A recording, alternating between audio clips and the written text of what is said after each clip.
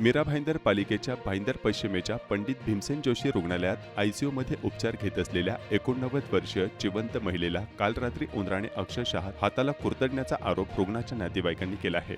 रुग्णाचे नाव सुहासिनी माठेकर, वय वर्ष 89 असे आहे. त्यांना 12 मार्चला रुग्णालयात भरती करून उपचार सुरू आहेत. त्यांना रुग्णालयाच्या 4थ्या मजल्यावर अतिदक्षता विभागात व्हेंटिलेटरवर ठेवले आहे.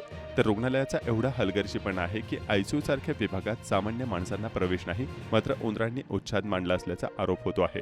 सकाळी 6 वाजता घरचे नातेवाईक त्यांना बघायला गेले असता हात कुरतडणारा उंदीर पळून गेला.